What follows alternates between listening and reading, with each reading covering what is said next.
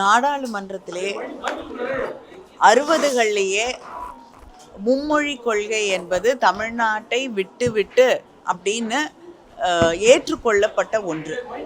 அது மட்டும் இல்லாமல் கல்விங்கிறது பொதுப்பட்டியலில் இருக்கக்கூடிய ஒரு விஷயம். அது ஒன்றிய பட்டியலில் இல்லை. அதனால் தமிழக அரசு அதோடைய கருத்துக்களை கேட்காமல், தமிழ்நாட்டில் இருக்கக்கூடிய மக்களுடைய கருத்துக்களை மதிக்காமல் ஒரு மும்மொழி கொள்கையை கொண்டு திணிப்பது என்பது ஏற்றுக்கொள்ள முடியாத ஒன்று. இதை மறுபடியும் நீங்கள் ஹிந்தியை திணிக்கலை, ஆனால் பிள்ளைகள் 3 மொழிகளை கற்றுக்கொள்ள வேண்டும் என்பது.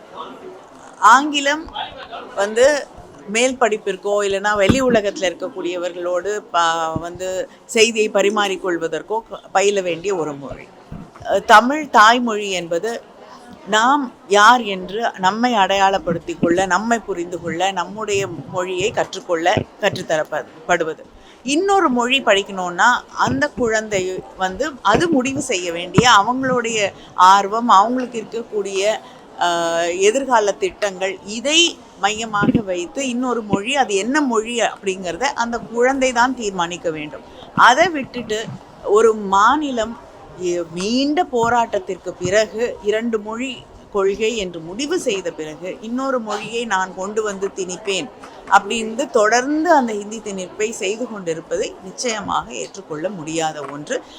உண்மையில் சொல்லப்போனால் கான்ஸ்டிடியூஷனுக்கு எதிராக அவர்கள்தான், ஒன்றிய அரசாங்கமும் அங்கே இருக்கக்கூடியவர்களும் தான் செயல்பட்டு கொண்டிருக்கிறார்களே தவிர நாம் இல்லை.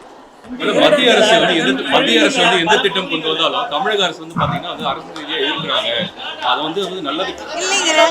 தமிழக ஒன்றிய அரசு பல திட்டங்களை கொண்டு வந்திருக்காங்க.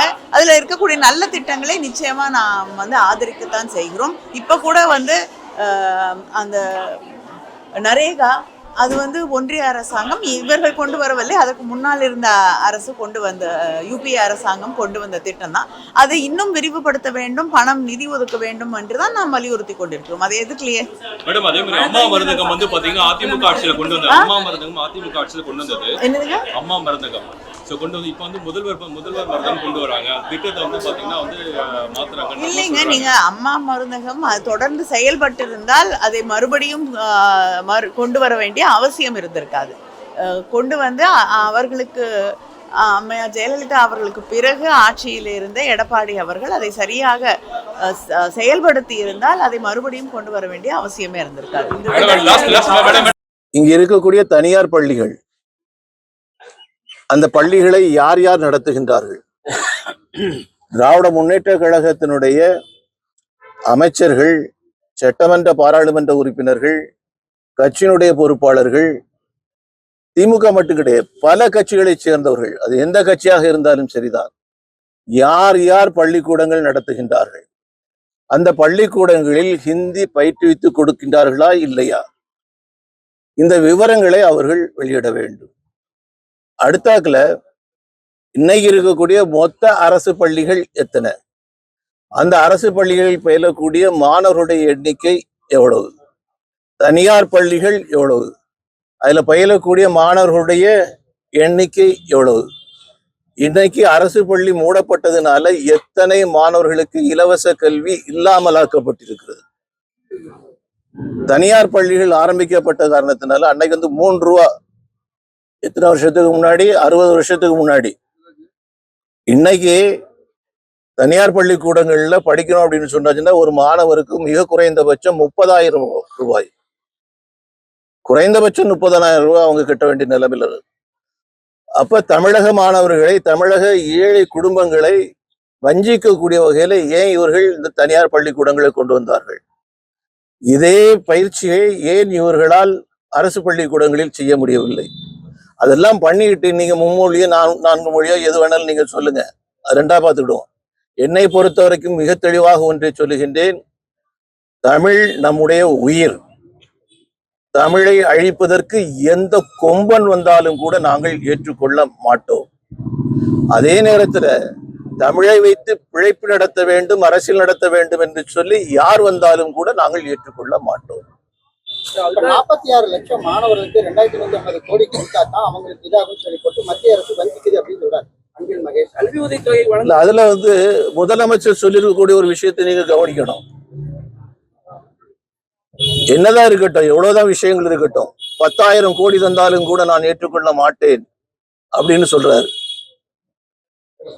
இது எந்த வகையில நியாயம்?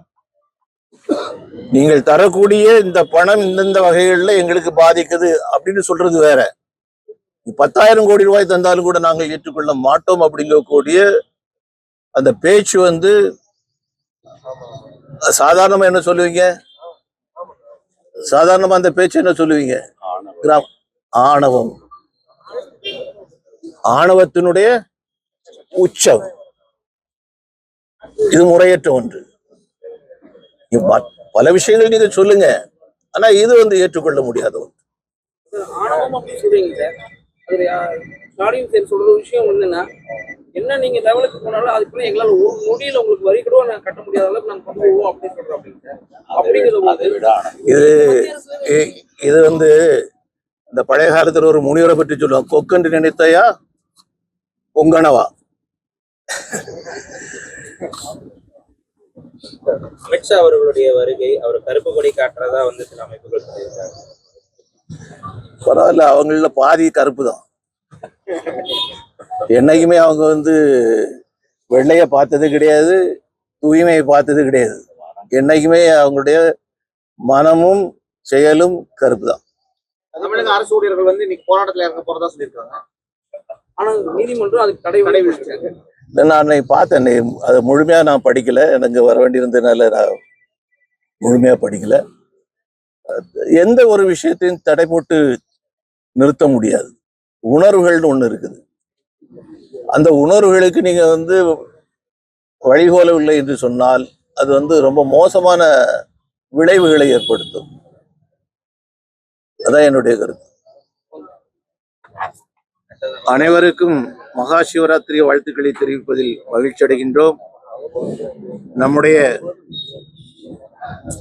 உள்துறை அமைச்சர் மரியாதைக்குரிய அமித்ஷாஜி அவர்கள் இன்னைக்கு கோவைக்கு வருகை தருகின்றார்கள். இன்னைக்கும் நாளைக்கும் கோவையில் இருக்கக்கூடிய பல்வேறு நிகழ்ச்சிகளில் கலந்து கொள்கின்றார்கள். மகா சிவராத்திரி விழாவிலும் அவர்கள் கலந்து கொள்கின்றார்கள். தமிழக மக்களுக்கு சிவராத்திரி வாழ்த்துக்களை தெரிவிப்பதில் நேரடியாக வந்து வாழ்த்து தெரிவிக்கக்கூடிய வகையில் அமித்ஷாஜி அவர்கள் வருவது நமக்கெல்லாம் பெரும் பேராக நான் கருதுகின்றேன். அவரை மனப்பூர்வமாக நாங்கள் வரவேற்கின்றோம். அலுவலக திறப்பு பிஜேபியினுடைய 3 அலுவலகங்கள், கோயம்புத்தூர் அலுவலகம் நாளைக்கு திறக்கப்படுது. அதே போல திருவண்ணாமலை அலுவலகம், ராமநாதபுரம் அலுவலகம், 3 அலுவலகங்கள் நாளை திறக்கப்படுது.